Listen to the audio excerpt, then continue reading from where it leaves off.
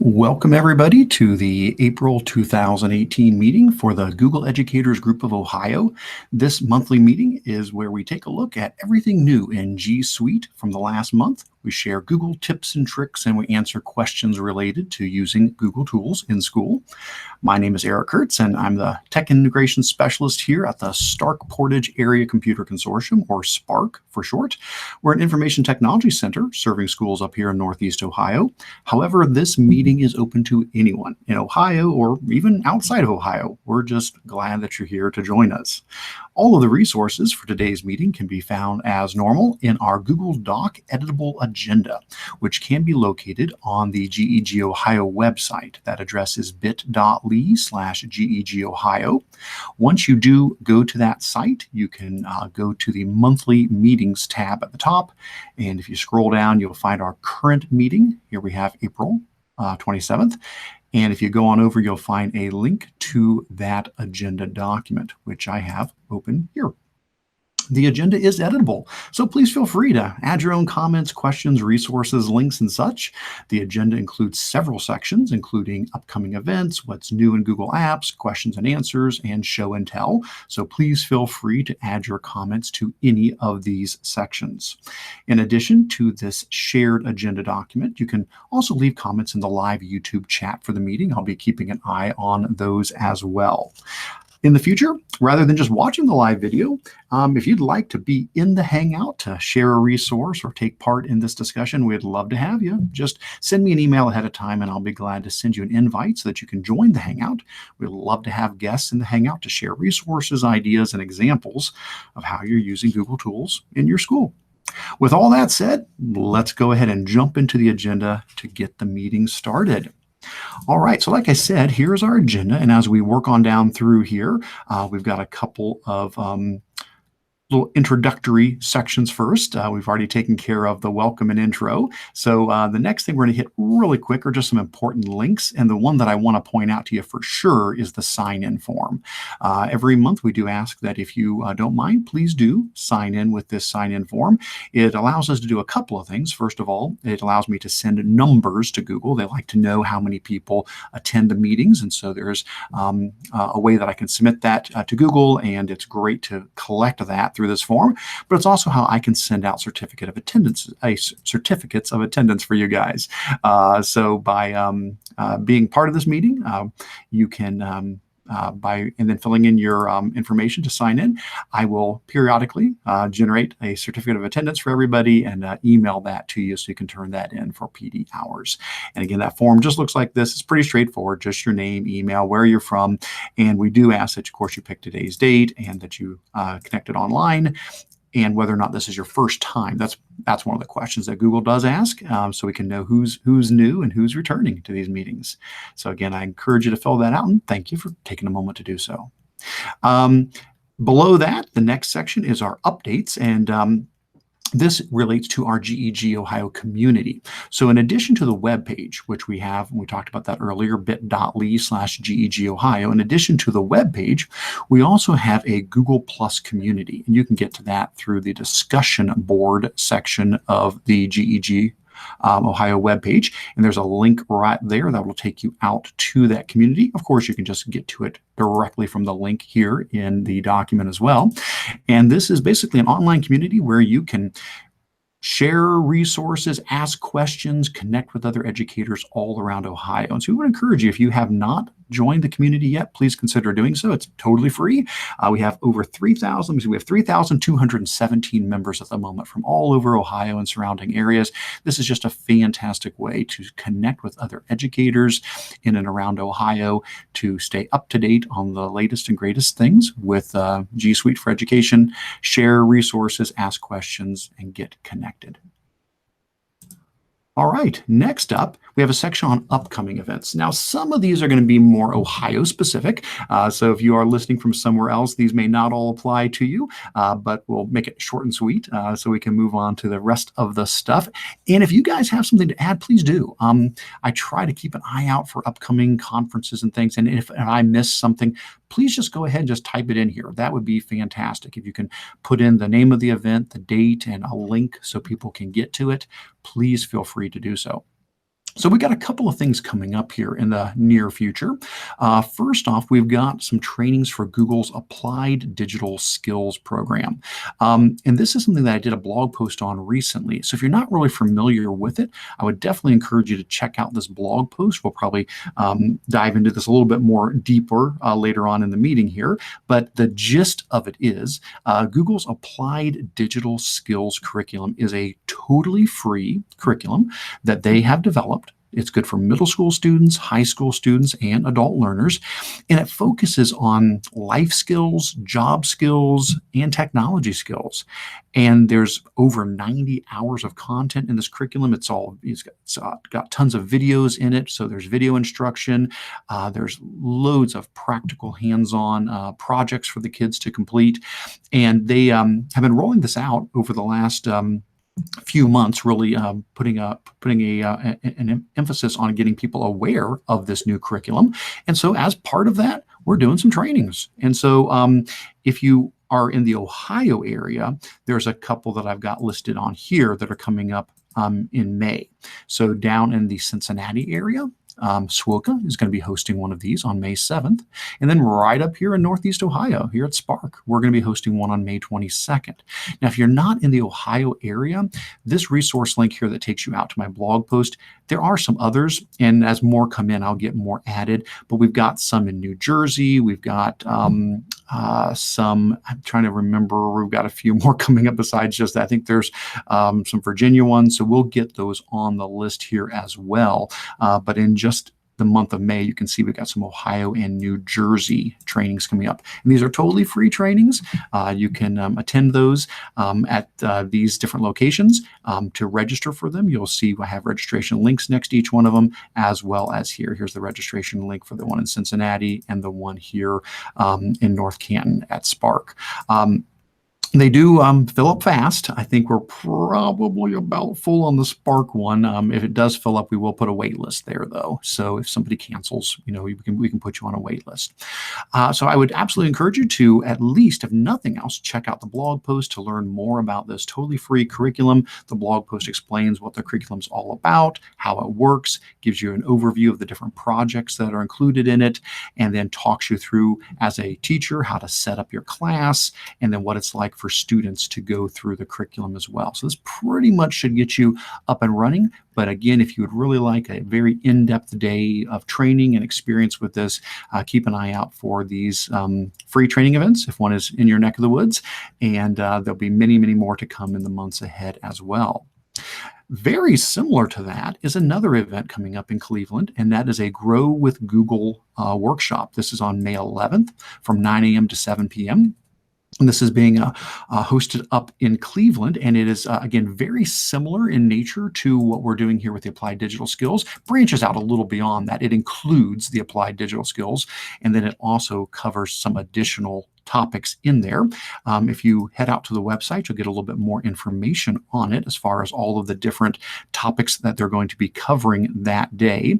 And again, this is totally free, something to plug into. It's a great way, as they say, to learn new ideas for ways to use technology in your schools and with your students.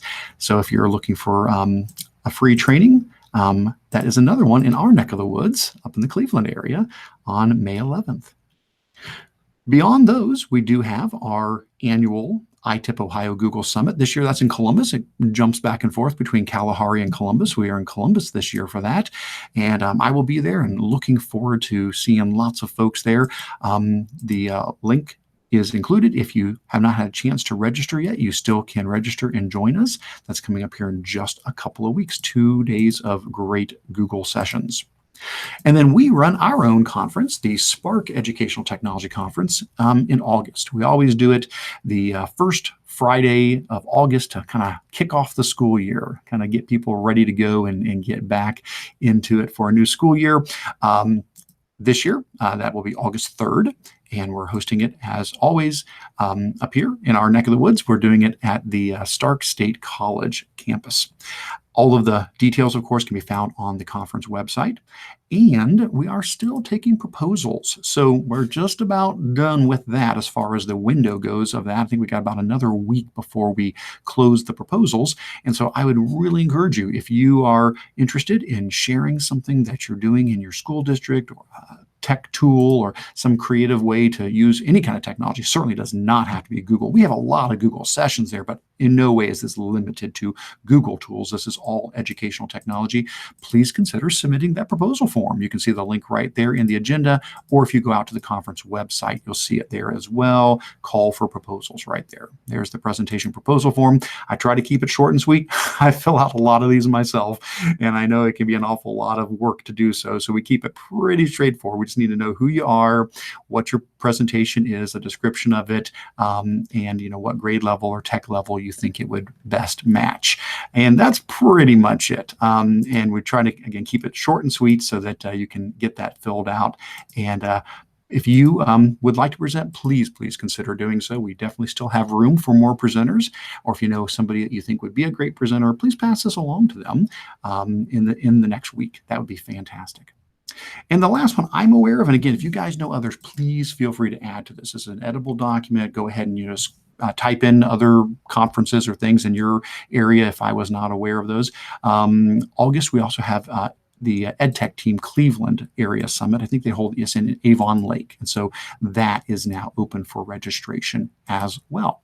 So that's another great summit, August 13th and 14th, if you're in the Northern Ohio area.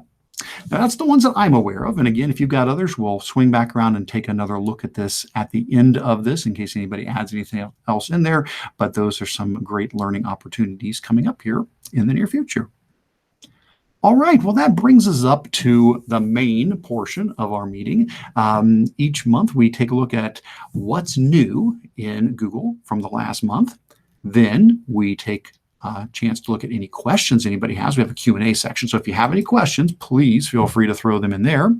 And then lastly, we have the show and tell section. So where the top part here is news, like new releases and updates to Google, the show and tell is more about, hey, what's a really cool way that you've been using Google tools in your school, or what's a neat tip or trick you've come across.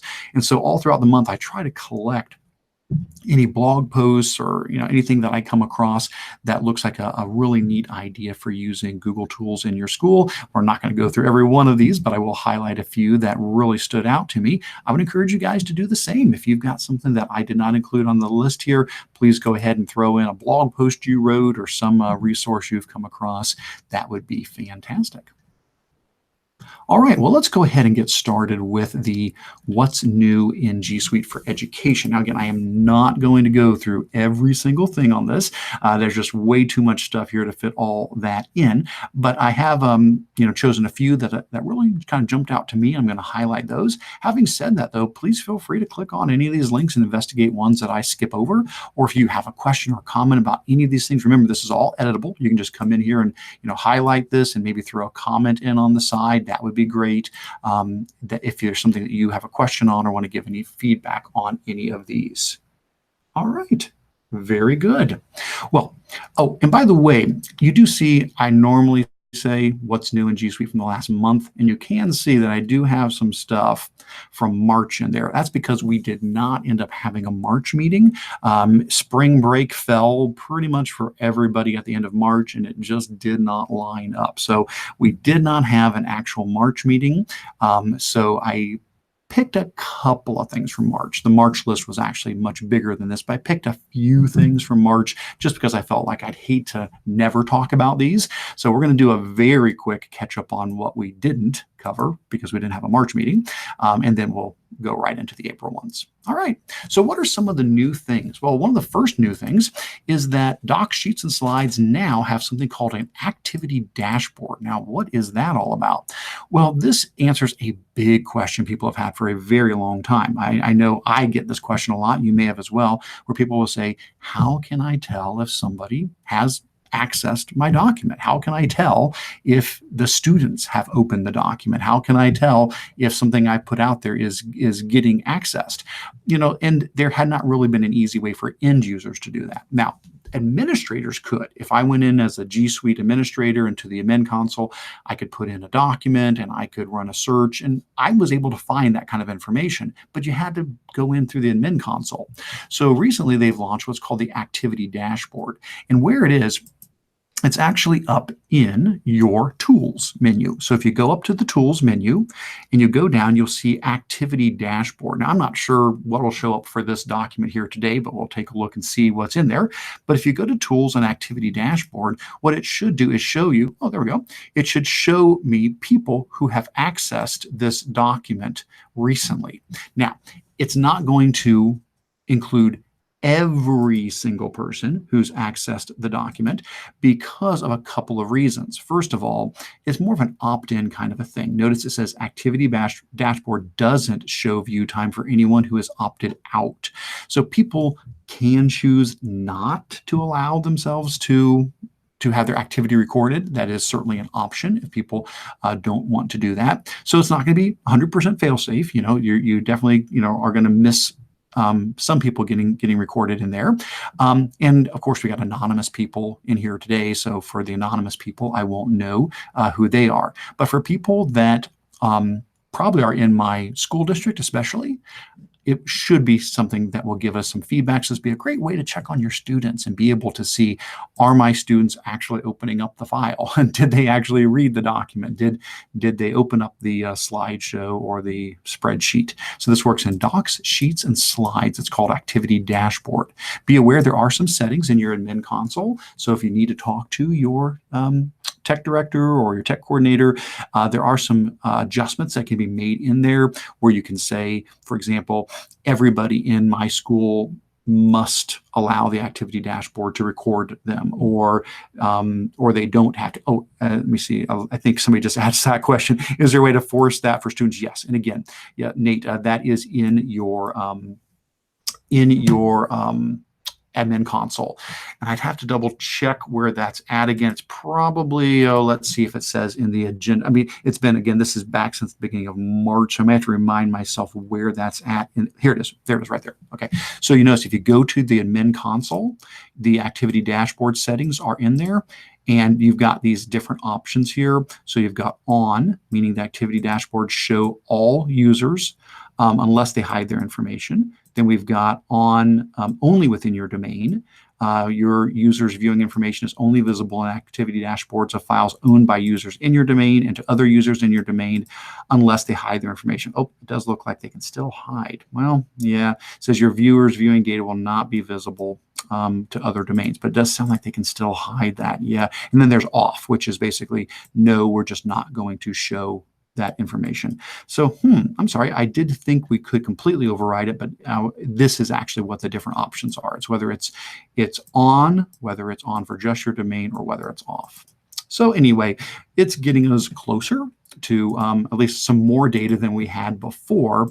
Having said all of that, if there really, really is an issue, though, like we need to know if a student was accessing a file because of some greater concern, whether it be academic integrity, like a cheating issue, or whether it be harassment, or whether it be something like that, please understand that you can, your Google Apps administrator, your G Suite administrator, can, from the admin console, run more sophisticated reports on any file. So even though the activity dashboard may not show it, as a G Suite administrator, I can go in and I can put in any file in our domain, and I can bring up much, much more detailed things that have nothing to do with opting in or out of the activity dashboard. So be aware of that. All right. Excellent. Let's keep on going. Next up, just again, a few things from March that we missed because we didn't have our March meeting. Google has launched a couple of neat new tools, which I always love their tools they launch. They do a lot of artificial intelligence experiments, AI experiments. They did one called Art Palette. Now, even if you don't teach art, I think you're just going to find this so cool. So here's basically what happened. We'll skip the intro there. So basically, here's what happened. Google, of course, has scanned in art from all over the world as part of their Google Arts and Culture program. And so there's, I don't know, tens of thousands of pieces of art and sculpture and so forth that they have scanned in as part of arts and culture. Now, what they decided to do was do a cool experiment where if you picked a color palette, it would then scan through the entire collection of everything they have in arts and culture to find paintings and to find sculptures and other media that fit that color palette. That is just so cool. Now, they're giving you a random one to start with, but you can go in and you can delete any of these if you want to delete them. And then you can change any of these and say, oh, I want to go with like, maybe, a red color, and I want to go with, a green color, and I want to go with a blue color, just for example. And now it's going to find art that fits that red, green, and blue color, for example. You can also do it from an image. If you click the From an Image button, you can go in and you can either take a picture, hey, there I am, or you could upload an image. So I could come here and I could upload a picture. So if I were to grab, we'll just grab some recent image that I have here. Here's, let's see, we'll just grab this one. There we go. And then it finds colors from that. Now, if you don't like the colors it found, you can drag these dots around to find the locations that you prefer to have the color. But once you're happy with that, it'll now run a search to find artwork and photography and sculptures that fit that particular color scheme. So this, again, could be really neat if you're an art teacher to talk about color schemes and to talk about themes that, connect different paintings and photographs and sculptures together. And that is Google's Art and Culture Art Palette experiment. Now, another one that they released right at the same time was what they call life tags. And for this one, what they've done is they have taken all of the photography from Life magazine, and they had machine learning, artificial intelligence, go through and look at every single image in all of the Life magazine archives. And so this was not done by humans, this was done by machine learning. And basically they tried to find what are common elements that show up in all these different pictures. So I could come in here now and I could either run a search for something, or I could just click on any of these. So let's see, let's go with we'll pick something here as an example. Let me see what would be a good example here. Roller coaster, sure. So I'm going to click on roller coaster. And so now it's going to find all of these pictures that had something to do with a roller coaster that had ever been shown in Life magazine. And so these are all photographs that we have access to because, again, Google pulling in these resources, but then because they used machine learning, artificial intelligence, we're able to go further into this now and find things that would take forever for humans to have gone through and cataloged each of these different items. So if you or your students are looking for some good historical photos, the Life Tags experiment from Google Arts and Culture is another great way to do that. Awesome. Let's keep on going. Next, I love this one. This is probably one of my favorite things that has come out in the last few months.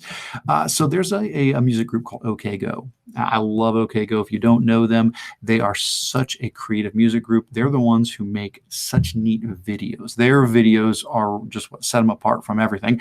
They do these really neat videos that include things like setting up a giant course where they drive a car through, and while the car drives through the course, it's actually playing musical instruments as it drives through.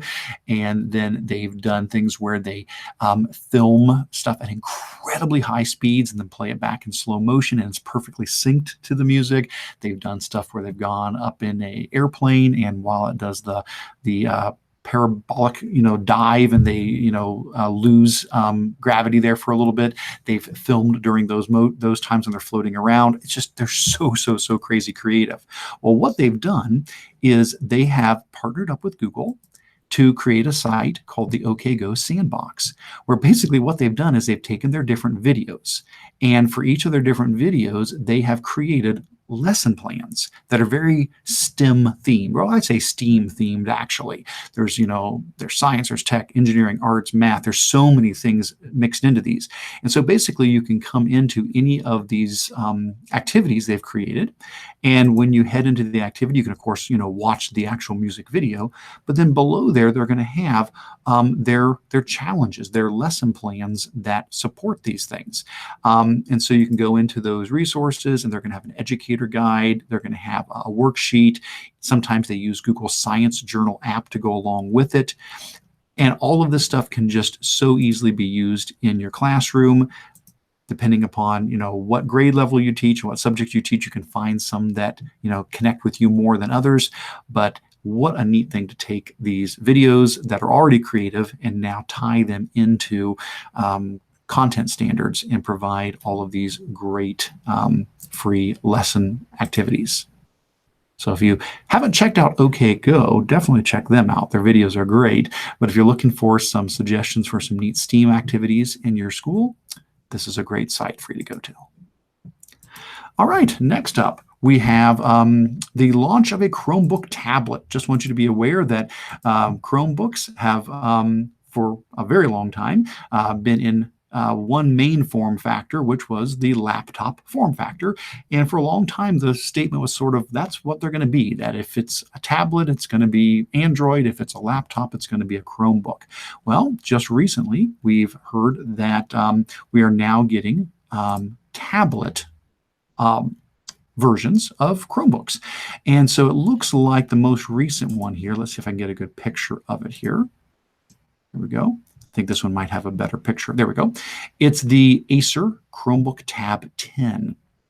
And so basically we're dealing with something that is similar to an iPad as far as the form factor. So this is a 10-inch tablet, but it is running not Android, but it's running Chrome OS. Now, of course, we know Chrome OS can also run Android now. So yeah, it still is an Android tablet, but it's also a Chromebook. Now, I don't know if this is something that, will be a good match for folks, but it's interesting to see that they are trying this out. I guess for me, I'm probably a whole lot quicker to grab something that's in a Chromebook form factor that has the keyboard. Like, for example, I've got a couple of Chromebooks here at the office that are the ones that are touchscreen and they can fold, so I can put them into tablet mode. And so for me, I'm going to go more toward that, because anytime I need it as a tablet, I can just, fold it and it becomes a tablet. And when I don't, I can just use it with the keyboard. But there could be definitely some situations where the tablet form factor is really what you're looking for. Maybe it's for younger students, could be for a specialized use case, but just be aware these are coming out, I think this month. I believe they're maybe out already. I think they said April. Okay, so yep, April, and they're starting out at $329. That gives you a little bit of an idea of the price point for these Chromebook tablets. And if anybody ends up using those, let us know. I'd love to hear what your thoughts are on that. Again, I probably am going to lean still more toward a full Chromebook, because it's not that much difference as far as a price, and it can still be touchscreen. I can still flip it into tablet mode if I want, but I would certainly be interested to hear what others think about that. Now, this next one is definitely sad news. Google shuts things down every now and then. It happens. Not all products last forever. And they are shutting down their URL shortening service. And this is something that I think has really concerned a lot of folks, because I definitely use this service a lot, the goo.gl URL shortening service. It's been my go-to. If I needed to take a long URL and make it short so people would type it in, you'll see that on so many of my training materials, goo.gl/something or other. Well, unfortunately, for whatever reason, Google's decided this is not a service that they're going to continue offering. And so they are talking about shutting this down in the very near future. So starting here in April, if you've never, ever used the service before, you can't use it at all now as far as creating new ones. Now, if you have made them in the past, you still can make shortened URLs for the time being, but eventually all of this is going to be shut down. As of March 30th, 2019, they will completely discontinue the console. Now, the links will still work. but nobody's going to be able to make any new ones at that time. So if you've used it in the past, you've still got a year before they completely shut down the console, but you probably want to start thinking, well, what's going to be the replacement for this? There have been so many suggestions. So many people have posted online about what they think is a great suggestion. So you can definitely check out lots of recommendations people have made. Probably, I'm going to say my recommendation would be Bitly. I think Bitly is a very easy to use tool. And with Bitly, once you sign in and create an account, you can come up here and click the Create button, paste in the long URL, and it will generate a quick Bitly link for you. Not only will it generate a quick Bitly link for you, but you can even edit it. Now, that's one of the things that I really do like about Bitly that I felt, something we were missing from the Google shortener. So for example, let's say I come here and I grab our agenda for today. Let's just come in and I'll copy the link for our agenda. If I come over to Bitly and I paste this link in and I go ahead and let it create this short URL, I can actually click here, and if I want to, I can change it. I can take out the random numbers and letters, and I could type in my own alphanumeric, short code there. Now it has to be unique. Nobody else can have used it. It has to be something, unique. But if I were to go in and type, in, something like GEG Ohio, April 18 or something like that for 2018. If nobody's ever used that code before, which probably they haven't, GEG Ohio, and we'll do like April 2018. Whoops, sorry about that, April 2018. So if nobody's ever used that before, then I could go ahead and hit save, and now, perfect. So now that is a valid address. Now people could type in bit.ly/GEG Ohio April 2018, and that would take them right to our agenda for today. So I've been happy with that. If you've got other suggestions, please share those. I see Peggy George has shared that she just learned about Tiny Link, as in Tiny LINQ, she says where you can create your own branded link shortening service, and it looks very interesting. So that is Tiny LinkQ, so tinylinq.com. And Peggy says Tony Vincent has used this to create his own branded links. That's fantastic. So the idea is you can use that service, and then you could set up your own shortened links. So instead of being bit.ly or something else like that, it could be like I could do, something like, I don't know which one Tony uses exactly, but I could use my name, like Eric Curts, and have a dot in there somewhere, and then / followed by whatever the shortened portion of that would be. Now, Bitly does let you do that too, at a cost. I haven't looked into that, but it says branded and customized links are available, and so there is an option in Bitly to do that as well. I have not investigated any of that yet, but thank you, Peggy, for the suggestion on Tiny LinkQ as well. Awesome, fantastic. All right, let's keep on moving. Now, of course, there's other things you can use besides the ones we've mentioned, and again, if you've got suggestions, please do share those. Last thing that we had missed from March was that right before April Fools, so this does get us into April. Google, as always, each year they create some April Fool's announcements, and these are always a blast. So here is a link to the 9 to 5 Google post where they rounded up the Google April Fool's posts that they had done this year. They had a Google Maps feature for Where's Waldo. They also had a video on using your keyboard to swipe physically on the keyboard to draw your letters. And then we had the bad joke detector, which was using artificial intelligence to detect bad jokes. I think there was a couple more in here. Here's one, Google Cloud Hummus to find your hummus dish, and on down the list. And they included things that weren't just Google related as well in this article. Now, what I love about these is they're not just funny, which they are. They're always funny. These are great videos and great blog posts. They also can fill a couple of neat needs. One is our students with the understanding of what is accurate, what is, true online. Chances are they're going to probably figure out a lot of these are jokes. It doesn't take too long to get into that, but some of these are pretty subtle. They really are. Sometimes they're pretty subtle, and it can be an interesting way to talk about how do you judge the accuracy of something you read online. So it can be fun while you're doing that. And then also just as a trainer, I love using these to just throw in the middle of a training. If I'm doing a training on a particular topic and there's a Google April Fool's video that connects to it, it's a fun way to break up the training, give people a laugh, and have a good time. I do have, and I don't think I put the link into that. I'll go ahead and add it in. On my blog, I do have, I'll just have to run a search for it here. I do have a blog post where I collect all of these together. April Fools, let's find it here.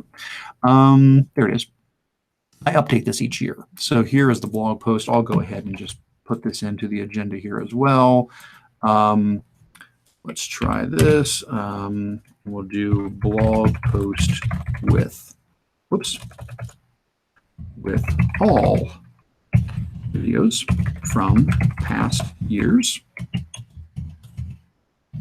And we'll put that in here right now.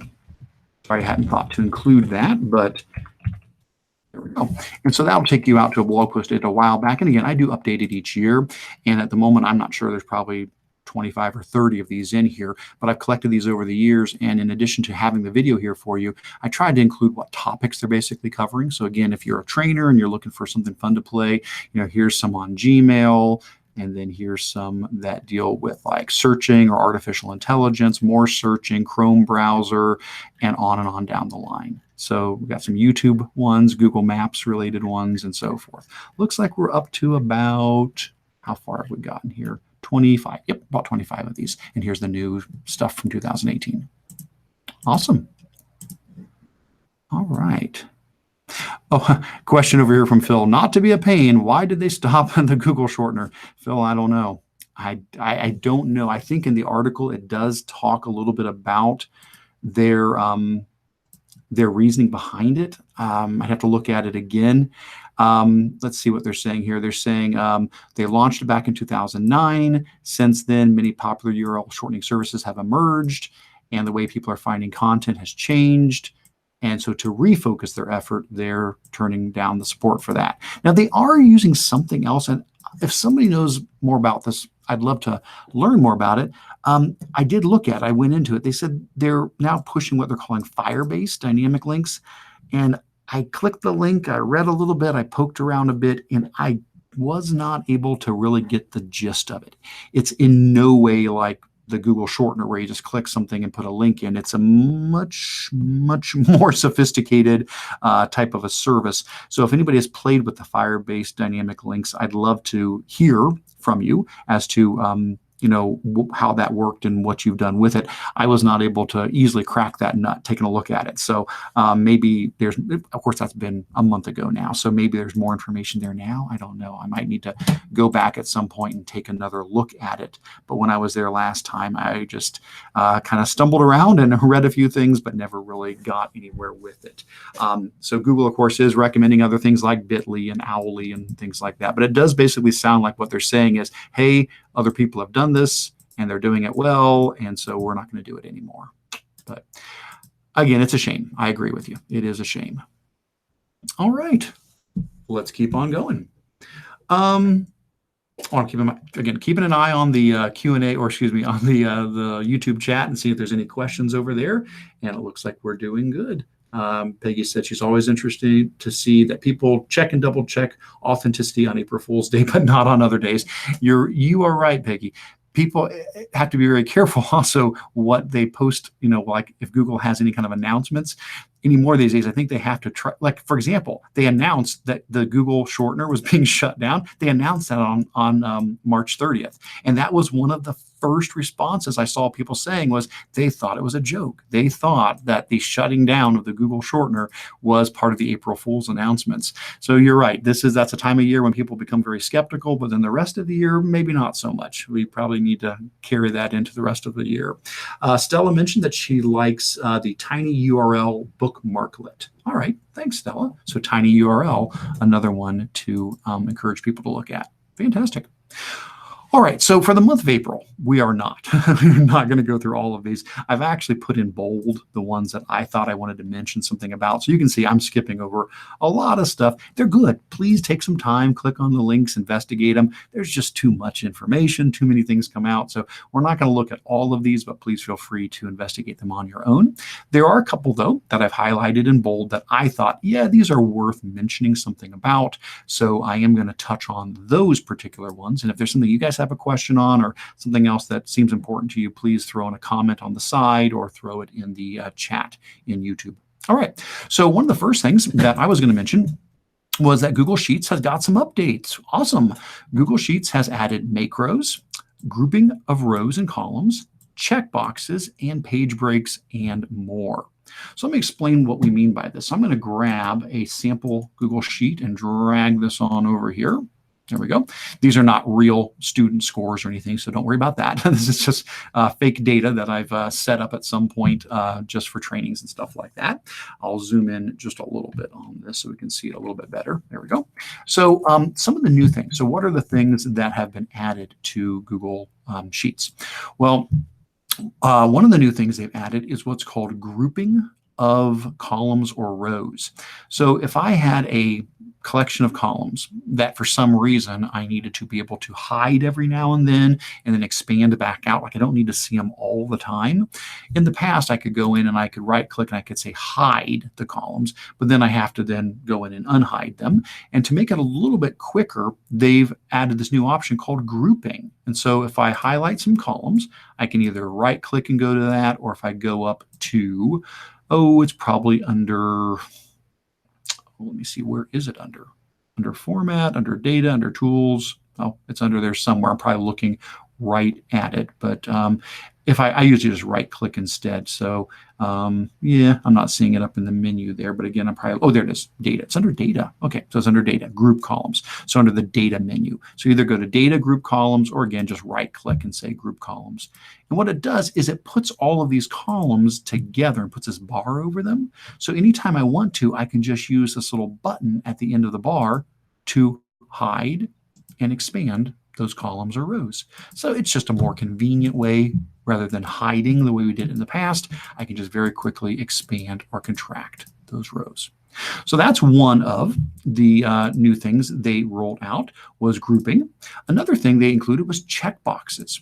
So for checkboxes, let's just go ahead and we'll say we're going to add a new column over here. And I'll just call the column check. But here's the idea. If I come here to this column and I select my cells, there we go, go ahead and select those cells, I can now use the insert menu to insert checkboxes. And that's something we haven't had before. And when you insert checkboxes, you get these little boxes here that if you click on them, they get selected. And you'll notice up in the top toolbar, the value then changes to true. So if I check on it, it becomes true. If it's not checked, it says false. So we got true and false. Now, that's a really neat feature that I know people have asked about in the past because you can do things like that in Excel, but we weren't able to do that in Google Sheets. So now we do have this checkbox option as another way to select information. And if you're wondering, well, how can I use it? What can I do with that? I will let you know there is a really great post further down by Ben Collins, where he explains kind of why would you use this? What are some things you could do with it? So this is like almost at the very bottom of the whole document. Way down at the bottom, there's a post on 3 ways to use the new checkbox option in Google Sheets. Now, this is by Ben Collins. I've talked about Ben before. Ben's a fantastic guy, does such neat things with Google Sheets. He has a great website, lots of good resources I've shared before. Well, he goes in and explains, how it works, how do you insert a checkbox, but then he goes into, so what can you do with it? And he talks about things like creating dynamic charts that you can basically use the checkboxes to include or exclude rows of data. So your chart is actually a live dynamic chart. And as you check or uncheck things, the data will change there. He also talks about using this for creating a simple to-do list app that if you simply wanted to have a list of items to accomplish, every time you checked a box, you could use conditional formatting to then turn that row red or whatever color you want and cross off that item. Thought that was clever. But for education, I really liked his third suggestion, which is using it to show or hide hints or solutions to a test. So basically the idea is, again, using a conditional statement. So basically saying, if this is checked, then do such and such. So basically the idea is students could go down and they could check these boxes anytime they needed to get a hint or show a solution to something, so they could try it out themselves, then check the box, and it would then display that hint or that solution. So thanks to Ben for taking some time to not just explain how it works, but also give us a couple of ideas about how you might start using that. I'll be really curious to see what people do with this new feature over the coming months. It'll be neat now that we have that as an option. All right. Other than that, we also got page breaks in Google Sheets. I know, boy, that was a big one. People have been asking about that for a long time. So if I were to come in here and say I wanted to print this, we now have the option to click on Set Custom Page Breaks. And with Set Custom Page Breaks, I can come in and I can drag these lines around, and I can say I want the page to break here, and I want the page to break here, or wherever I want that to be, and I can set my custom page break so that when I go to print it, it has just on each page exactly what I want. I know that's been a request for quite a while from folks, and I totally understand that. That was another thing you could do in Excel. You could set custom page breaks, and we had not been able to do it in Sheets. The final thing I was going to mention from that is they're now including macros or macros, depending upon how you like to pronounce it. And that is, again, something from Excel. I remember using those in Excel. Actually, this is showing my age, but I remember using that in Lotus 1-2-3. Honestly, I remember setting up macros back when I was using Lotus 1-2-3. And basically, all it is a macro or macro. Again, well, it's the new GIF argument. So if anybody has a suggestion, if it's macros or macros, let me know. I'll probably say it both ways 12 times while we talk about this. But here's the idea: if there's something that you do repeatedly that involves several steps, you can now just record those steps and then play them back anytime you need. Now, I'm going to do a ridiculously simple example. This will not be anything too exciting here. I'm just going to show you the basic idea. But let's say I wanted to take a cell, make it bold, change the color, and increase the font size, just as an example. So if I were to come here and say, I want to do that, but I don't want to have to do it over and over and over again, I just want to do it once and then kind of record that, so to speak. That's the idea. So what I would do is I would come up to Tools, and I would say, I'll go down to macros, and I'll say record a macro or macro. And when I click on that, it's going to come up here and it's going to say, do you want to record it using the exact cell that you're in, or do you want it to apply to any cell you click on? And it just depends. In this case, I would say I want it to apply to any cell, meaning that no matter what cell I click on, the things I'm doing to this cell would now apply to those as well. That's a relative reference. And that's it. It says it's ready to record it. So let's come up here and let's say we make this bold, and let's say we change the color to red, and let's say we bump up the font size, and maybe that's it. At that point, I just hit save and I give it a title. I'll say something like, format cell test. Oops. And you can name it whatever you want. And if you even want to give it a shortcut, you can do a Control, Alt, Shift, and some number as a shortcut. I won't for this example. And I'll just hit save, and it's going to now save that for me. Now, if the first time you ever use this, it is going to pop up. Don't be surprised. It'll pop up a few things asking for permission and so forth. That's very normal. So now that that's been saved, I can go to any cell in my sheet, click on that cell, go up to my tools, and from my macros, I can just select it. I can just say, I want to run that cell test. Go ahead and click on that. Oh, yeah, again, first time I'm using it on this one, it is asking permission. So again, if you've never used it on a particular sheet, you do have to run through this once, but then it's fine after that.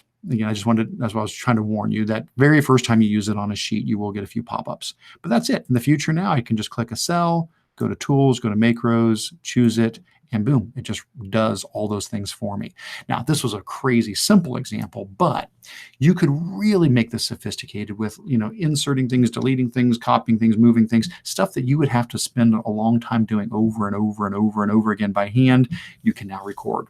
This is, again, one of those things I'm really curious to see what people do with. Just so many neat opportunities and options for what we might, develop with this. So I'm excited to poke a stick at it myself. And if I come up with some great ideas, I'll share those, but I'm going to keep my eyes open to see what other people share as well.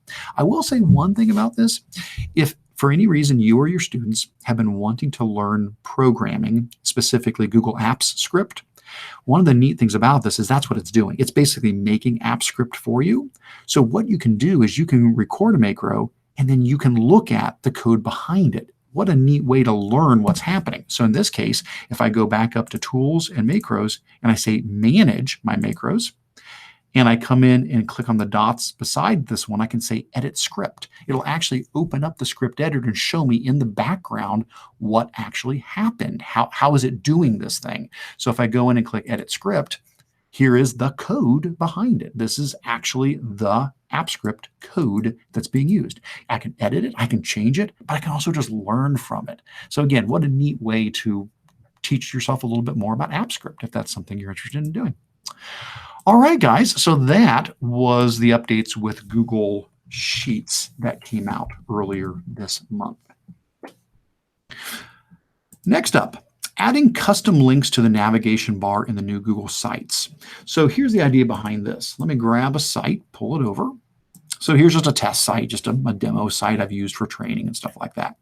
In the past, these links across the top here, the only way those links could get there was by adding a new page to your site. So you come in here and you add a new page. When you create a new page, it adds a new link to the top. That's great. That's wonderful. However, if you remember, with the old version, or should we say classic Google Sites, you had two options. Instead of adding it as a page, you could actually add just a link up here that went to like a different website. Well, they've now added that ability. So prior to that, you could only link in pages that were on your site, but not anymore. I can now come to my Pages tab, come down to the plus button. Instead of creating a new page, I can just add a new link. So if I click that, maybe I'll say I'm going to put my blog in here. Let me grab my Control-Alt-Achieve blog link real quick here. We'll just grab that link, copy that, and paste that in, and hit done. And now a blog link has been added as one of my navigation options up here in the top. Now it functions just like a regular page. I can drag it around, put it wherever I want it to be, so it can be between different things. I can put it underneath other items just like normal, and it becomes a drop down underneath it. So just like a page, no different at all than a regular page link, but now it's going out from your web page. And it's not staying there. It's going out to the other site. So if somebody comes in and clicks on the blog link, it would jump them out to my blog. So happy to see that that has been added to Google Sites. All right. Let me clean up a couple of these tabs I've got open here. Next up, speaking of Google Sites, we're starting to see the very first option to start converting old sites over to new sites. Now, I have not found this option yet. It hasn't shown up for me, but it is starting to show up for some folks. And so we're starting to hear people mentioning, hey, I went out and like here, I'll show you, here's a picture of one. And somebody say, I went out and I opened up, one of my websites I was working on in the classic Google Sites, and they're starting to get this option down here, which says convert to new sites. So when they go into the manage site portion of the old Google Sites, they're getting an option to convert it over. I checked just yesterday. I haven't checked today, but I checked as recently as yesterday.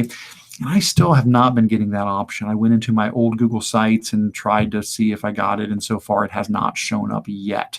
In addition to this blog post, further down again, way at the bottom, Richard Byrne from Free Tech for Teachers did a blog post here on how to convert old to new, and he actually did a little video where he goes through it. So if you want to watch a video explaining it, Richard did a nice little video here where he takes one of his old sites and does a conversion using, again, this new option. From what I can tell, though, I'm a little disappointed. It didn't seem, when Richard showed the conversion, it didn't seem to convert everything. So like he had some gadgets from his old classic Google site, and they did not convert over to the new one, which does not surprise me because the new Google Sites doesn't necessarily support all the same gadgets as before. What I'm really curious about is how is it going to handle things like the announcement page. So I'm really anxious to get a hold of it. It hasn't shown up yet on our domain here, so I haven't been able to try it out yet. I'm really wanting to try it out though, because if you did an announcement page, that's like a blog page, there's nothing in the new Google Sites yet that does an announcement page. We don't have that. If you did a file cabinet page, there's not really an analog for that yet. Now, maybe it's coming. Maybe we're still going to get those. But I'd be really, really curious to see what would happen if I ran this on one of my more sophisticated Google Sites. From what I saw in Richard's video, he did a great job on the video. It's not Richard, but what he showed as far as what it did convert, I was a little concerned and a little disappointed that it did not seem to handle all of the elements he had in his original site. So just heads up about that. All right. Oh, and in the YouTube chat, Stella has told me how to pronounce macro, but she did it in the way that people are really supposed to, like in a dictionary, and I don't know how to read that, so I still don't know. I still don't know how to pronounce it. So my confusion will continue to exist. But thank you, Stella, for trying to help me there. All right, let's head back up. What else did we want to hit from the what's new? A couple other what's new things. All right, next up. Oh, I love these again. Some more AI tools from Google. So in April, they released one called Semantris and one called Talk to Books. These are so much fun. All right. So first of all, let's talk about Semantris. This is an artificial intelligence, machine learning powered word association game to help test your vocabulary skills. So if you head on out to the site, it takes just a little bit here to load this up.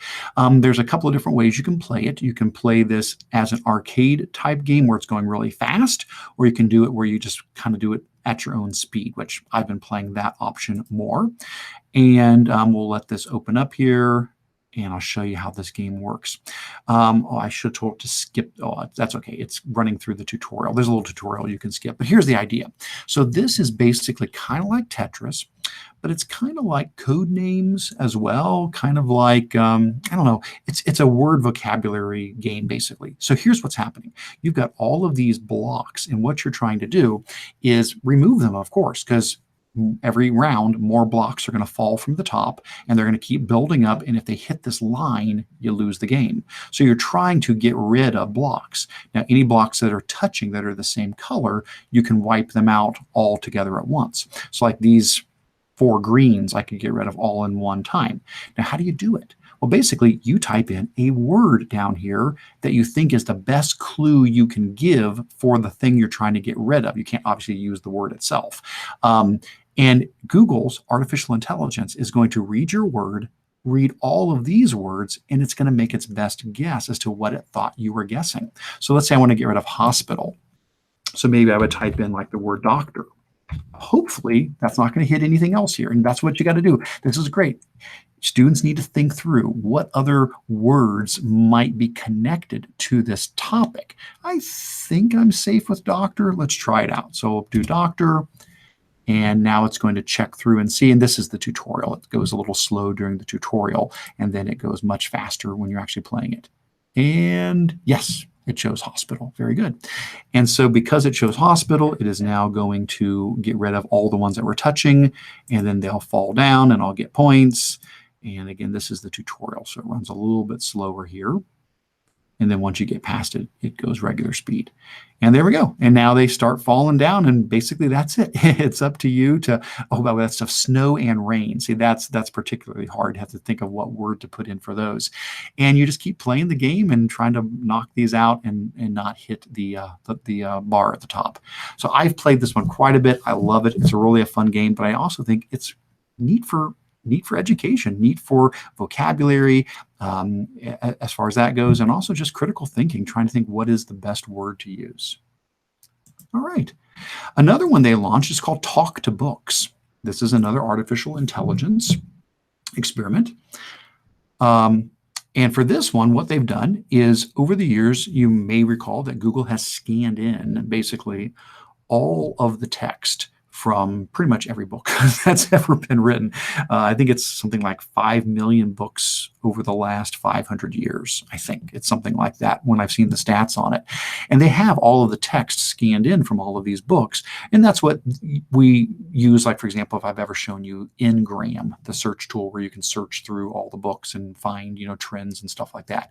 Well, this is another tool based off of that core data set, where with this one, you basically are going to talk to books. So you come here and you're going to type up a question. You're going to ask a natural human question, and Google is going to search through every book known to humankind to try to find spots in the book that maybe address your question. So if I come here and say, we'll just do something very simple. Well, I should say simple, but what is the meaning of life? I know that's not simple, but I mean, just like maybe a common question is what I meant to say. So what is the meaning of life? If I hit go, it is now going out and finding passages from books that somehow deal with the meaning of life. And I can now click on these to actually go in and view that in the book and pull up that book. And because this is all tied to Google Books, if I were to come in here and pull that up, I should be able to get that particular page in there to read that. And of course, you can, it's Google Books. You can purchase the book and so forth if you wanted to, but it's going to jump you to that specific spot in the book. So that is another one of Google's, again, machine learning, artificial intelligence driven tools. They're releasing so many of these. And this could be another neat one for students when they're doing any research, or if they're trying to investigate themes in writing.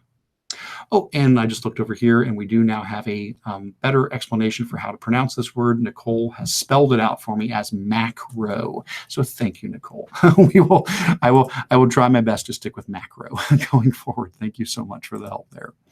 All right, what else? A few more things from April. This one I've not been able to try out yet. I just tried it again this morning, and it's still not turned on for me. But there's a new option to insert Google Slides inside of a Google Doc. Now, this is pretty clever. So basically, the way it's going to work is you're going to be able to go to a Google slideshow, and from the Google slideshow, you'll be able to right-click on one of the slides in the little slide film strip view on the side, and you can copy the slide and then go over to Google Docs and paste the slide in. And when you paste it in, so you come over here, you copy it from the little film strip area, and then when you go over to Google, when you go over to Google Docs, you can then paste it in, and it gives you the option to just paste it as like an image, or to actually have it linked. And in that case, what that means is when you go and make changes to the original slideshow, it will then prompt the doc to update with those changes. So this can be a live slide inserted inside of a Google Doc. Again, I've tried it a bunch of times. It's just not turned on yet. And that happens a lot of times. If you go down, like it's saying gradual rollout, it says up to 15 days before it gets to everybody. So hasn't made it to me yet, but again, that'll be a neat one to see. In that same release, they talked about how Google Slides now has guides and rulers, something we did not have before. So let me drag over a slideshow here, and this one I can show you. This one I do have access to. So if you go in Google Slides and you go to View, there is now a Show Ruler option. Click Show Ruler, and you get a ruler on the top and side. And there's also an option under View to go to Guides and to say Show Guides. Now, guides are basically guidelines. In these guidelines, you can move around. You can add more guidelines. I could say View, Guides, Add Horizontal Guide, and I'll get another one. And the point is I can use these to line things up on my slide. And as I move from slide to slide to slide, they stay exactly the same. So I could know that from this first slide to this slide, I'm lining things up properly. And so those are guides that are now available. And of course, you can just go View, Guides, and uncheck that when you want to turn them off. Same for the ruler, View, and uncheck Show Ruler, and that goes away as well. All right.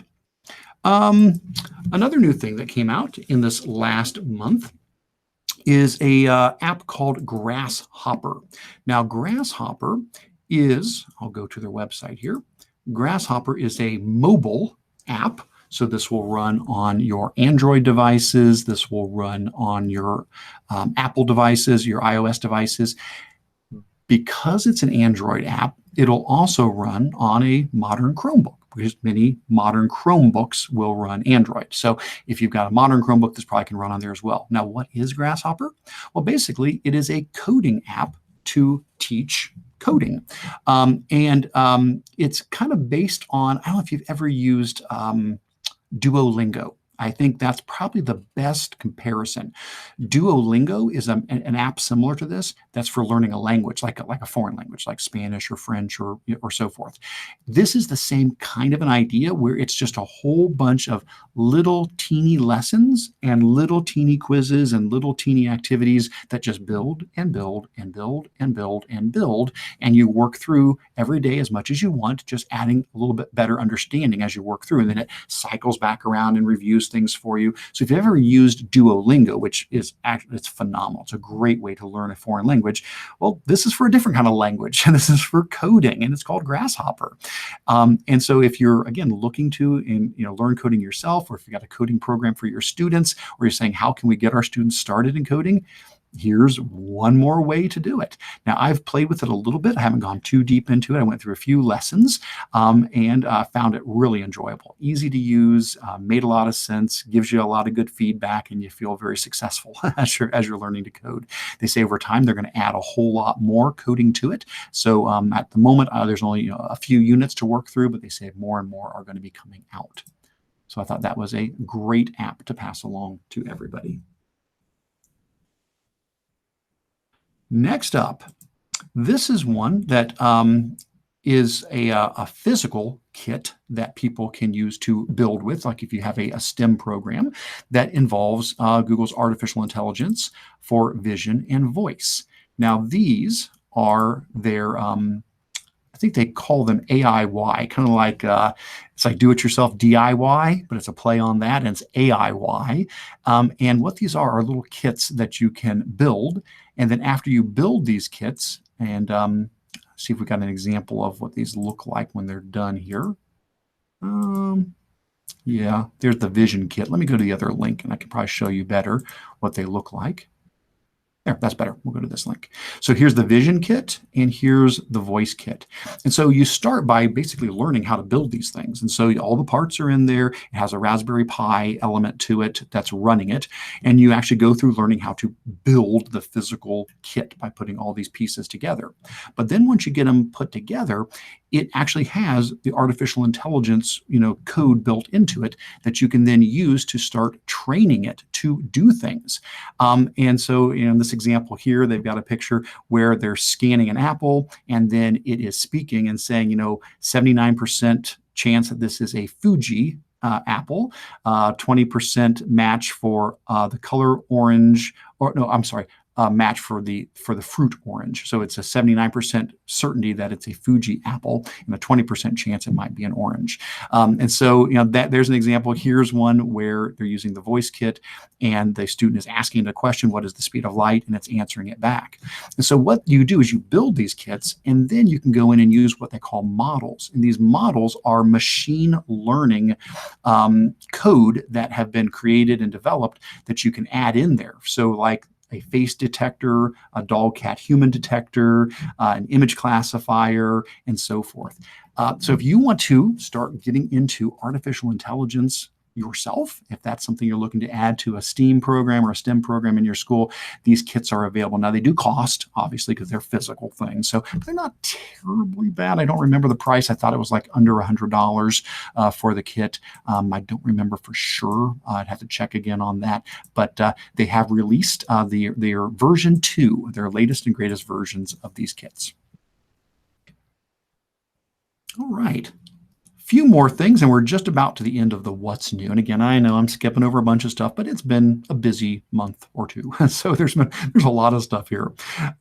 We definitely have to touch on this, though. I think this is the last. Yep, this is the last one I've got highlighted. So this is the last one I'm going to talk about. If you guys saw something else I did not cover and you want to chat about it, please let me know. Throw in a comment next to it or something like that. Otherwise, certainly explore those on your own. But the last thing on the what's new is the new Gmail. So you know for sure we had to talk about this. This was probably the biggest announcement in the last month.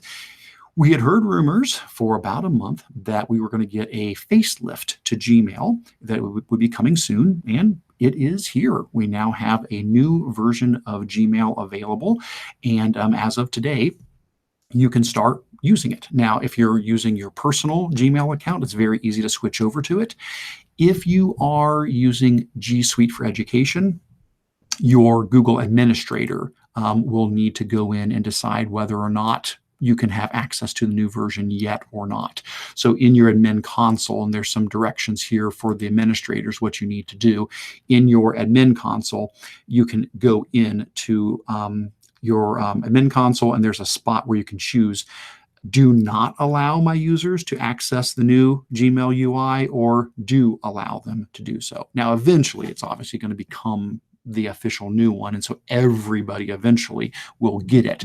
But you can decide as an administrator whether or not you want to let people do that or not in your admin console. Now, I went ahead and did that for our Spark domain here. So I'm going to pull over a different screen that has one of my accounts, just a test account. So this is a test user. It's not a real account, just one I use for training and stuff like that. And of course, I'm currently using the current version of Gmail. This is the old, now we're calling it the old version, but the current version of Gmail. And because I've enabled the ability to switch to the new version, I'll show you how that works. Basically, what you do is you come up to the little gear icon in the top right, and you'll see a link that says try the new, in this case, Spark Mail, but it'll say whatever your district is, try the new Gmail, basically. And you can do this on your personal account as well. So same thing, you just go up to the little gear and say you want to try the new Gmail. So let's do that. Let's go ahead and click on that, and we'll see it's going to switch me over to the new Gmail layout. And I'll talk through really quick what the basic differences are. All right. This is not a difference. We've always had comfortable, compact, and so forth. I'm going to stick with compact. I like to kind of have my messages tight together. All right. So what are the big differences here? Now, first of all, you notice it's not like a massive change. It still looks like Gmail. You've still got your messages. If you did tabs, you've still got tabs. Here's your labels. I mean, it's still looks like Gmail. So this shouldn't panic too many people. But there's a bunch of nifty new features in this that we haven't had in the past. So what are some of those things that we have?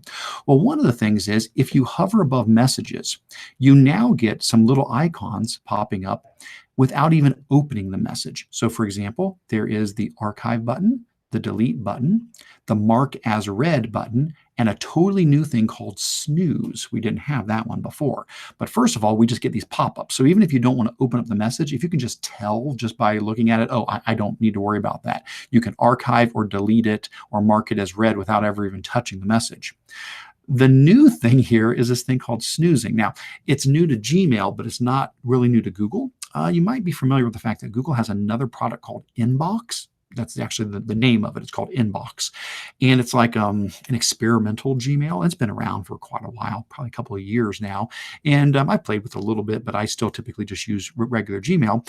But Inbox is sort of like their experimental place where they can try out new things. Well, this was one of the things Inbox had. It had a snooze feature. And here's the idea. If there's a message, you're like, this is important. I need to get to this, but I just don't have time right now. But I do want to come back around to this. You can click on the snooze button and you can say, remind me about this a day from now, next week, a certain date and time. So I'll say, remind me tomorrow. And if I do that, what's going to happen is that message disappears from my inbox for now. And then tomorrow at 8 a.m., that message is going to come back. It's actually just over here if you want to see where it goes. It technically just goes over here on the left-hand side. There's a snoozed section. It's really just there. So it's not like it's disappeared. You can still find it. But the point is, it allows you to get it out of your inbox so you can focus on other things, but know it's going to come back up and remind you. It could also be good if you just wanted to remind yourself to follow up. So maybe I sent an email to somebody and I'm waiting to hear back from them. I could use the snooze feature on that message to bring it back into my inbox and remind me a week from now, have I heard from them yet? I still haven't heard from them. I really need to follow up on them. So it's a great way to get a reminder on a message that you need to bring back up. So that's one of the new things that we have in the new version. Okay, what else is new here? Another thing you'll notice that's new is a little panel on the right-hand side with quick access to some other tools. So for example, there's an icon for calendar. So very easily, we can pull up our Google Calendar right over here on the side. And again, this is a demo account, so there's really nothing in the calendar. It's not going to be too exciting, but I can bring up my calendar and I can move through my days right away from there. Another thing I can get to is Google Keep. And so if I've got any notes in my Google Keep, which again, these are just test notes here, I can access those directly from my Gmail screen. And then the next button down is Google Tasks. Now, Google Tasks is a tool that a lot of folks have thought is new. I've been seeing a lot of posts where people say, oh, they've added this new task tool. This is not new. It just looks prettier. This is, as far as I can tell, and I've played with it a little bit, it is identical. It is exactly the same as the old Google Tasks tool. It's just prettier. So if you've never even known that Google Tasks exist, it actually has. It's always been there. It was just hidden away in Gmail. You actually had to go up to the Gmail button and click that, and you could find it from the drop-down menu. Basically, what this does is it allows you to create a task where you can put in something like, don't forget to pick up milk. And you can give yourself a task, and then you can go in and give yourself like a date saying, I need to have this, done by Saturday. You can add a description in here with more details and so forth. And so it gives you this basically task list that you can go in and check things off as you get them done. This is absolutely not new. This has been in Gmail forever, but nobody knew it was there, I don't think. And it really wasn't very pretty. So what they've done is they've gussied it up. It's much prettier now. It's using the new layout that Google uses for most of their tools. And so they're basically just trying to give it a second chance and let people know that it exists. Now, I will let you know, it is a really, really basic tool, which is fine. Maybe that's all you need is just a simple checklist. It is a really basic tool. What I just showed you, that's about it. You've pretty much seen the entire thing. You can't share tasks with other people. There's no collaboration. It's just your own personal task list. But hey, it's can certainly be something that might be a helpful thing, especially since it's a little more convenient to get to now over on the side. Other than that, there's a little plus button at the bottom here, and this is just a quick way to get to add-ons. This is not new. We've had add-ons for Gmail for a little while. We just have a quicker way to find them now with the little plus button over here. All right, what else is new? Let me see if I can remember if there were some things I just skipped. Oh, Smart Reply. Sorry about that. Forgot all about that. So I don't know if I have a good example here. None of these might be, yeah, I don't know if I really have a good example, but we'll go in and see. Yeah, it's probably not going to work on any of these. We'll click on a few of them and see. Okay, none of these are actually personal messages because again, this isn't a demo account. But what is Smart Reply? So here's the idea. I'll just explain it to you real quick. I can actually probably just show you a picture. I would imagine we can see a picture in one of these blog posts. So basically what Smart Reply is, there we go. So you can see like here. This is something we've had on Gmail for Android and iOS, like on your phone. If you've used the mobile app of Gmail, you've had this for a while. And this was also something that Inbox had. So this was one of those experiments. They tried out in Inbox. It worked well. They added it to the mobile apps, and now they finally brought it to regular Gmail. What is it? Well, here's the idea. Anytime you open like a personal message, again, it just wasn't working on those other messages because they weren't really personal messages. But if somebody actually sends you a personal message with a question or they're sharing information with you, Google's artificial intelligence will scan through their message and will suggest to you 3 suggested replies. So in this case, you can see it says, let's do it. And Friday works fine and something else. It went kind of fast there. I didn't see the rest of them there. And all what you can do is instead of having to type up a response to somebody, you can just click sounds good to me or whatever it might be and hit send. Now, obviously, this is not going to replace you writing emails, but sometimes this is perfect for that quick response. I cannot tell you how many times I have used this when I'm on the go and I'm on my phone and somebody writes something to me and I see it.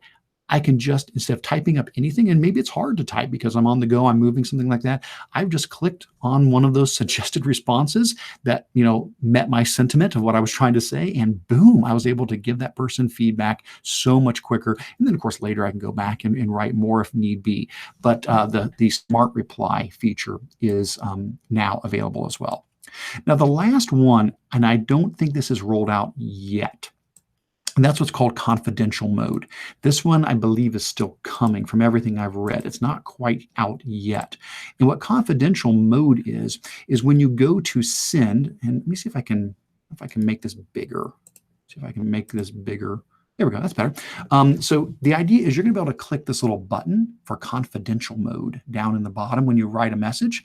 And when you do send a message in confidential mode, you can include lots of other features with it. So for example, what those would include would be things like having the message not be able to be forwarded, copied, downloaded, or printed. So if you send something in confidential mode, people can read it, but they can't forward it, copy it, download it, or print it. So maybe it's got some sensitive information in there. We work with schools, so maybe there's some information about a student and you don't want that to get forwarded on to somebody else or printed out, or there's passwords in it or something like that.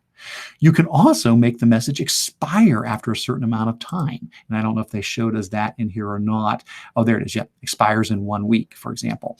And in that case, after a week goes by and that person goes to open that message, a week later, the message just disappears and they don't have access to it anymore. You can even go a step further and you'll see there's an SMS passcode option that if you do that, not only do they have to receive the message from you, but then they have to when they click on it, it'll ask them to put in a number and it will send them an SMS text message with a code that they type in to be able to get into. It's sort of like password protecting the message as well. I haven't seen that feature yet, but that one is rolling out soon. So that's it, guys. Those are all of the new things over the last, well, let's say 2 months, because again, we didn't have a March meeting, so I know I kind of cheated there a little bit. And so that's over the last 2 months. I do see Phil has a question. Is there a way to edit the items in the floating toolbar on the message? Now, when you say floating toolbar on the message, let's see. I'm not sure which floating toolbar you mean there, Phil. Do you mean the floating toolbar over here on the side? Do you mean the floating toolbar underneath here? Or, oh, I'm sorry, I bet you meant this one. You probably meant this one over on the side here, like when you hover above it. No, I'm not that way. That'd be great. Yeah, to change some other things there. No, I'm not aware of any way. I haven't seen anything yet where you can go in and make changes to what those little floating options are over there on the side. I'm guessing that's what you meant. And no, I'm not aware of that. All right. I think, oh, hey, thanks. Joseph just reminded me I forgot about nudge, and I bet I even have it. Yep, see, I skipped right over it. Thank you, Joseph. Nudge. What is nudge? All right, so Gmail, another feature is what's called nudge. And here's the idea behind nudge. If there's a message I received from somebody and it had like a question in it, and I didn't reply and I didn't open it and I didn't do anything with it, and it's been sitting there for a few days, the nudge feature, basically, it's going to pop up a little highlighted, message on here and say, hey, Eric, did you need to reply to this person? It's going to draw my attention to it. So I don't know if they've got a picture of that one in here. I can't remember if they showed nudge in this one or not. I don't know if I see it or not. Oh, yep, right here. This is it. Yep, there it is. So here's what nudge looks like. So basically it says received 3 days ago, reply, sent 5 days ago, follow up. So if something has been sitting there for a while and you haven't done something with it, you did not reply to the person, you'll actually get a nice friendly little nudge from Gmail to remind you to take a look at some of your messages. Thanks, Joseph. Appreciate you reminding me of that. All right. So that's it for all the new stuff. If you guys have any questions about any of these things, definitely. Oh, thanks. Scott put in the pricing for the kits. Thank you so much, Scott. Really appreciate that. So he's got a link for the pricing for the AI Vision and AI Voice kits. Thank you, Scott. Appreciate that. So that's it for all the new stuff. As far as Q&A, I don't see anything in the Q&A, so we'll go ahead and move on to our final portion, which is show and tell. Again, we're not going to go past 3 o'clock. We always keep these within 2 hours. So I'm going to hit a few things, and when we run out of time, we run out of time, and that's fine. All the links are here for you. So anything I don't talk about here, which obviously there's no way I was ever going to get through all of these. I've actually put some notes for myself here on the side of paper of some ones I was going to highlight for you guys. So there's just a few that I wanted to for sure mention, but all of these are great. If you guys are, you get time, I would encourage you, please read down through all the show and tell things, because they jumped out to me. It was something about it as I was reading a blog post or listening to a podcast or on Twitter. I saw these things and said, you know what, I need to share that with folks. And so these are all Googley related tips and tools and things that people have shared over the last month. Now, yeah, this does go back a little more because we didn't have a March meeting. So this is pretty much things from like March and April. So a few things that I was going to highlight. As always, I try to share things on my blog. These are my most recent blog posts. I did one on transparent images. And so you know what I mean by that. Basically an image where you can sort of, see through it, where the background isn't solid and you can see around the shape. So, transparent images like here, this is an example, like, a clip art of an atom, and the little checkerboard pattern is letting you know that it's transparent. You can, see through it, and it would, sit on top of something well. So I decided to do a blog post on transparent images because they can be used for a lot of things, and it can just make your presentations look nicer to not have that big white box around the image. But it also is great for creating, composite images. Like if you're putting, an image onto a background to try to create your own scene. And so what I do in this particular blog post is I talk about a few things. I talk about how to find transparent images. So we talk about using Google's advanced image search, how you can do that to find transparent images. I then talk about a website called No Backs, and No Backs is a website with pictures that have transparency, no backs. And I talk about how you can go there and search and find all of these, awesome transparent images that you can use. I then talk about creating your own transparent images using Google Drawings, how you can create a drawing, add all of your shapes, and export that as a PNG so that it comes out as a transparent image. And then I talk about how to remove the background of an image using LunaPic. And this is a website where you can upload an image, and then when you upload the image, you can use a tool in there which is called the magic wand, where you can click on the background, select it, and then delete the background. And so this is one I did. I took this green background out. It takes a few passes. You got to do it a couple of times to get all of the background out, and then it turns an image into something transparent. So what can you do with all that? Well, the idea was you could take those and you could, put those images into like a slideshow or something so it just looks more professional, where you don't have the big white boxes. But I thought another really fun thing to do with this would be to have students put themselves into an image. So if they, had a picture of themselves in front of a green screen and you cut out all of the background, they could then take their image and add themselves to, here's one, talking about the Eiffel Tower, or here's one where I actually went in and used the recolor feature inside of drawings to add a sepia tone, and the student could put themselves into a historical image as well, and then, give some information about that. So that's a post on transparency. Could be some fun things you could do with that. I'd love to see what people might create with something like that.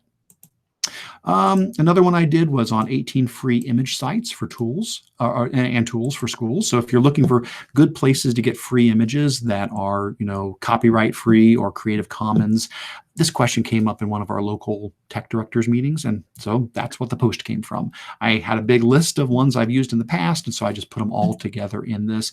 So these are 18 sites if you want to see, or sites and tools. So it's websites and it's image add-ons for docs and slides. But all of these are sites where the images are either free, they're public domain, they're Creative Commons. In some way, you are legally allowed to use these. Of course, as always, make sure you're citing them properly. And so that's what I do. I go through each one of these and I explain what the site is, and I explain what the license is. And they're all different. So at each one of them, check and see. But in every case, you're totally allowed to use these. You just might have to check the license and see, do I need to cite it? And if so, how do I need to cite that? And so I go through things like, Unsplash and Pexels and Stockio and on and and on down the line, explaining all these different websites that can be used for free images for you to use as a teacher or students to use in class. I also talk about some add-ons for docs and add-ons for slides that pull from these sort of sites as well, like Unsplash and so forth, to insert images directly into your docs and slides from free image sites. All right. Next up, April was National Poetry Month, so I did a blog post on ways to use Google tools for poetry. So if you're still want to squeeze that in before the month is over, that's great. If not, hey, it's good for any time of year. And so I talk about things like drag and drop magnetic poetry in Google Drawings. I talk about random writing prompts for poems using Google Sheets. We talk about things like blackout poetry in Google Docs. We also cover poetry templates like this haiku template and the Pi poem template. And we finish up with the Rhyme Finder add-on for Google Docs. And so in each case, I explain how those different tools work, give you links out to all the templates. And just today, I added a new thing to the post. Vicki Davis was so kind to have me back on her podcast, the 10-Minute Teacher podcast, and we recorded about a week or so ago, and she released the audio for that today. So this is the 10-Minute Teacher podcast about this particular post. Basically, I talked to her about all the 5 different ideas for using poetry with Google tools, and so if you prefer to listen to an audio version of it, that is embedded in here as well, or you can go straight out to Vicki's blog to access that there as well. Oh, what else? We already talked about this. This is the Applied Digital Skills. So if you didn't get a chance to look at that, please do. That's Google's free tech curriculum for schools. Let's see. We already mentioned the magnetic poetry that kind of tied into the one above. I did do a quick blog post on a new extension. And it's an extension called Copy Comments to Google Classroom. And I would encourage you definitely to dig into this. It's a really neat idea. So basically the idea is what you can do is you can push out through Google Classroom. As we all know, you can push out, an assignment to students, a document, a slideshow, whatever. You can push, something out to your students. But you weren't able, when you made a copy for each student, you weren't able to copy any comments that you had in the original document. Now, you can do copying of comments if you're doing it by hand. Like if I go in and I just make a copy, if I were to come here and say, hey, I want to make a copy, file, make a copy. If I want to make a copy of this document, I can say, do I want to copy the comments as well? So you're allowed to do that by hand. Anytime you make a copy of a document, you can also copy the comments.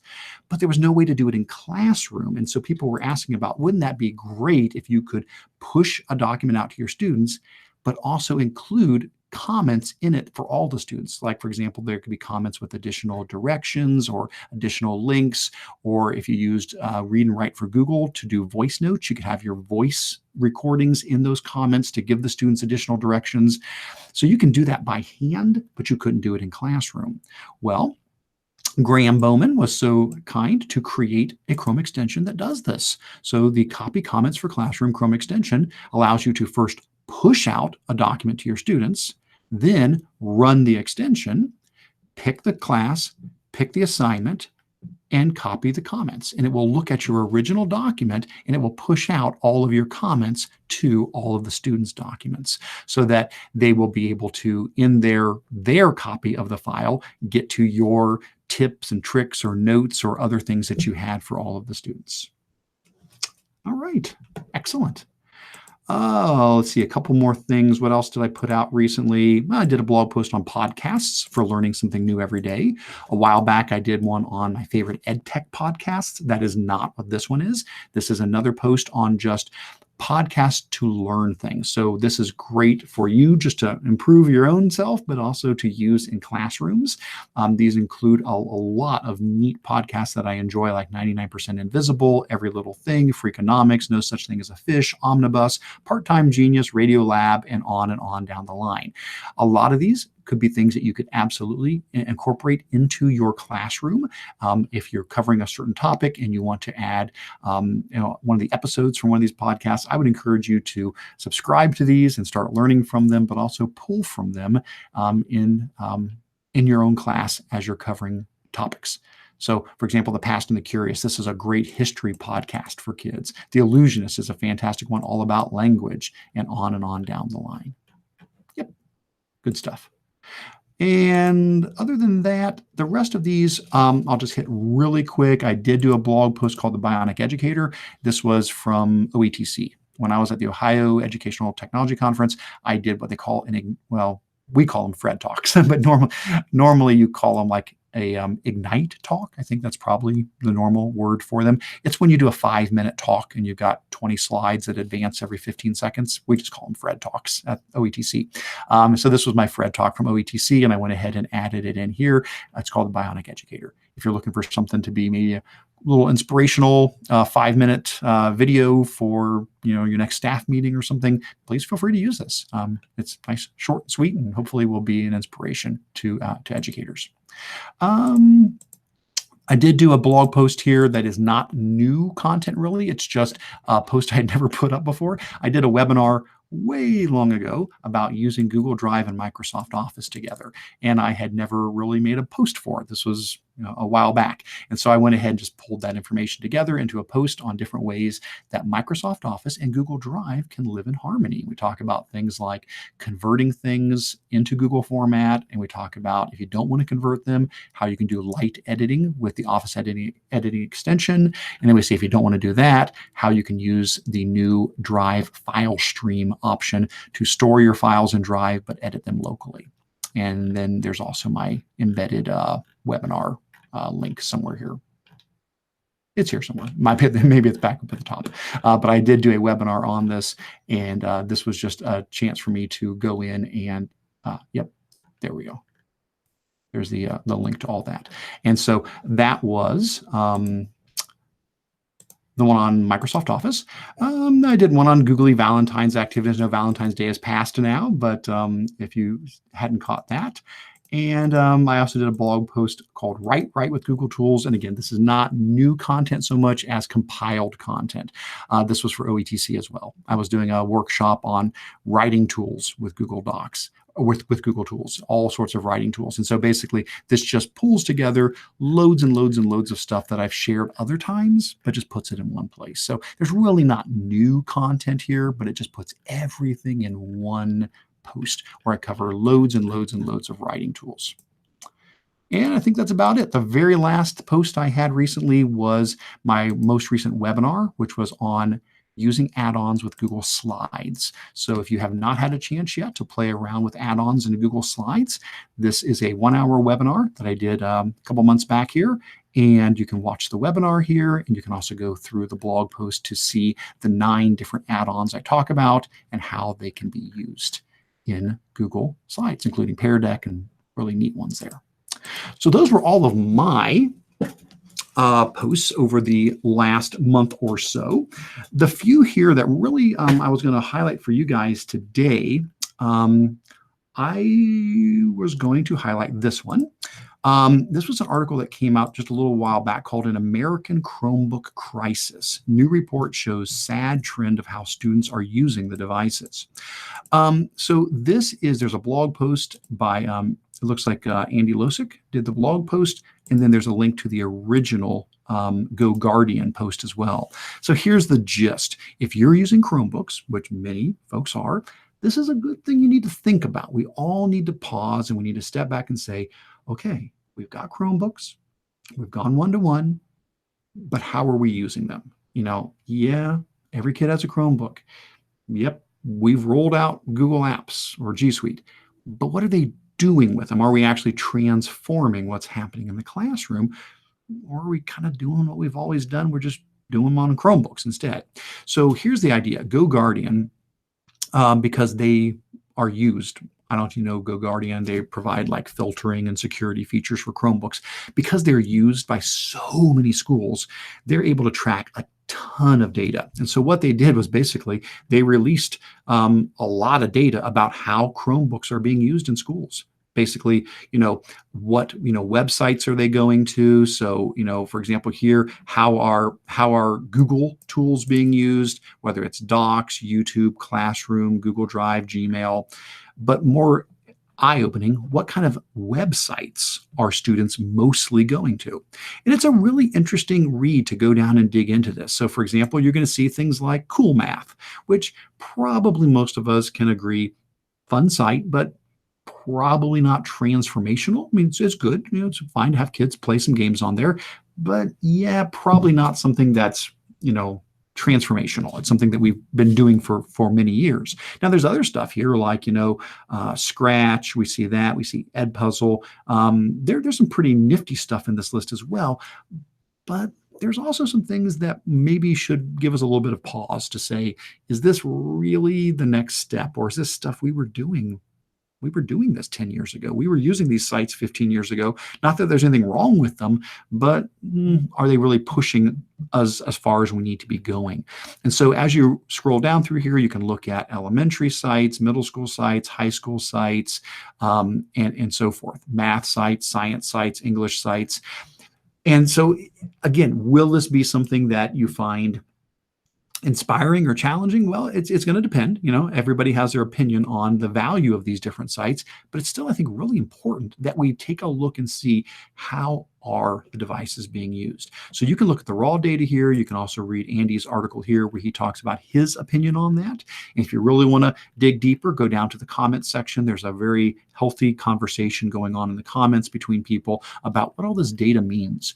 So I think you owe it to yourself. If your school is using Chromebooks, please take a look at this report and maybe just start having some of those conversations in your school saying, you know, are we making those steps forward? Are we transforming? Are we, you know, using Chromebooks in a way that is changing what is happening in our classroom? Another thing I wanted to highlight for you, just a couple of them here, honestly. I think I got 3 or 4 more here that kind of jumped out at me. There's one down here called, I just went right past it, didn't I? Let me see if I can find it here. There it is. Student blogs using Google Slides. Now, this I just thought was a pretty clever blog post using Google Slides for student blogs. This one is from Cynthia Nixon. Let me open that up here real quick. This is from Cynthia Nixon on her blog. And I'm always looking for creative ways to use Google tools in some way that we normally don't think of. And this was, I think, a really clever idea from Cynthia. Basically, what she's saying is if you want your students to do blogs, but you don't really want them to do a public blog online, what's another way they could do that? And so she said, why don't you use Google Slides and change the layout from landscape to portrait, put in, you know, like a little title area at the top, and then have a spot where the student can, of course, type in their title, put in the date, put in their byline, and then type up their blog post. And then each slide in the slide deck would be a new post in the blog. And then once that's done, of course, that could be shared. That could be put online if you want, or it could be shared with other students in the class. You can, of course, go further and then have students leave comments, because you could, you know, share it with commenting rights, and students could come in and they could leave comments on the side of the slide, giving feedback on the blog post. So I thought that was a clever way to think about getting students writing, especially younger students, if you don't want them to use a traditional blog, but still wanted to do something similar to that. Another one that caught my attention was this one, creating Mad Libs with Google Tools. And this is by Marie Venturino, and she talks about using Google Forms to collect Mad Lib information. We're all probably familiar with Mad Libs, where you put in nouns and verbs and adjectives and so forth. And then after it gets collected by Google Forms, she talks about using the add-on for Google Sheets called Form Mule.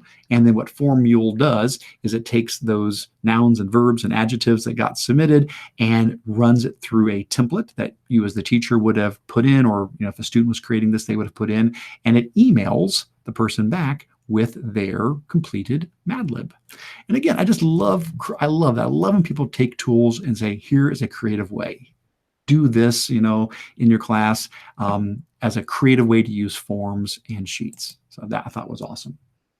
Next one I was going to highlight is the one down here called the Google Infused Classroom book study. So if you haven't seen this book yet, this is one of the recent EdTech books that has come out called the Google Infused Classroom. This one is by Tanya Avrith and Holly Clark.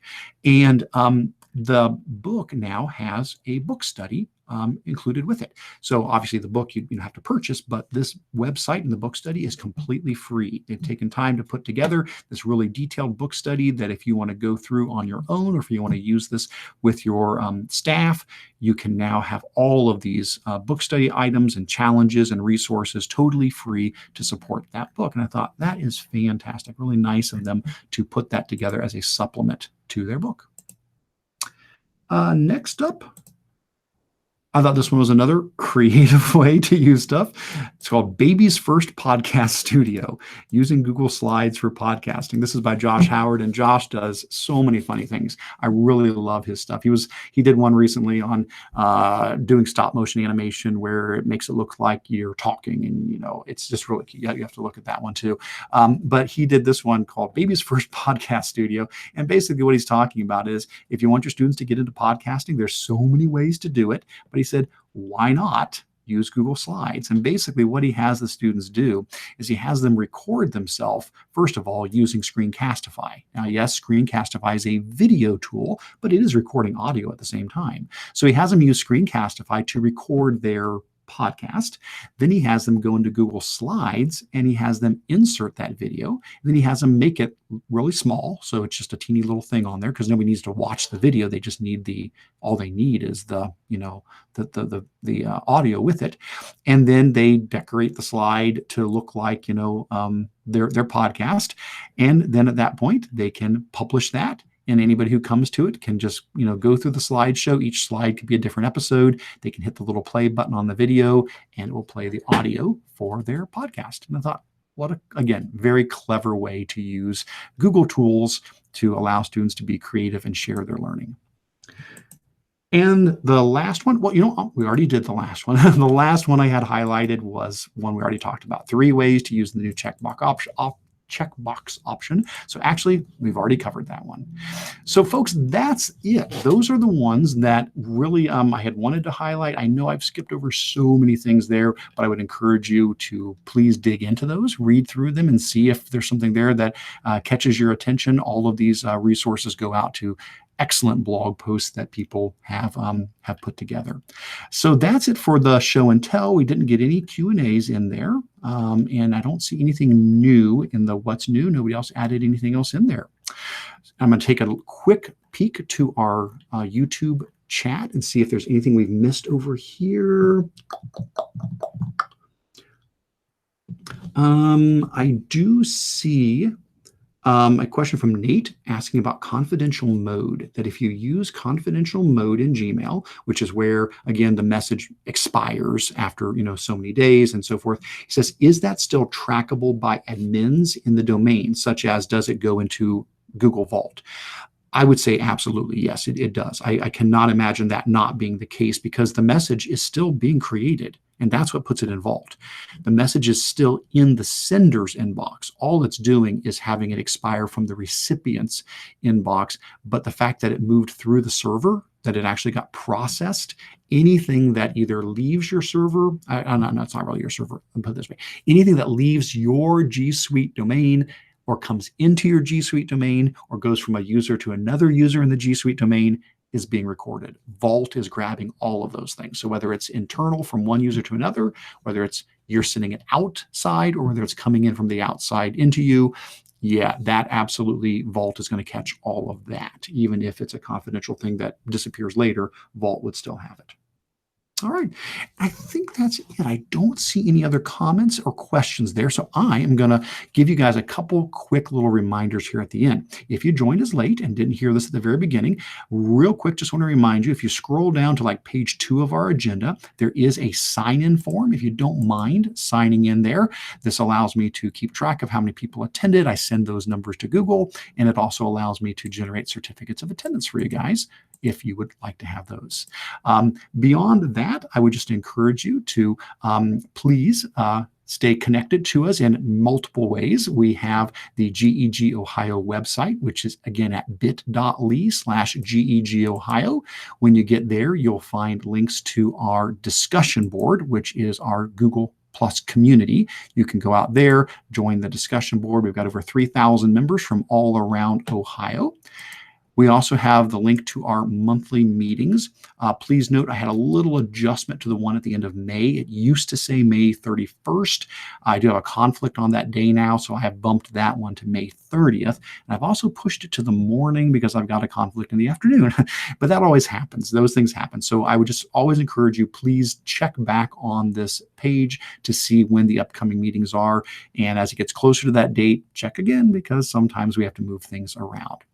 Everything, though, is always available if you do miss it, because here you have the links to the videos. So after this is done streaming live, this becomes the recorded video, and you can watch this at your own leisure later on if you need to. Other than that, please stay in touch with me. Again, I'm Eric Curts at Spark. You can reach me. My email addresses are here. If you use Twitter, I'm at Eric Curts. And of course, my blog, Control-Alt-Achieve. Other than that, thank you guys so very much for taking 2 hours out of your day to be part of this meeting. I hope you found it valuable, that it provided you with a good catch up on everything that's new, and also shared some creative ideas that you can pass along to your schools. So again, thank you so much for being with us today, and take care, everybody.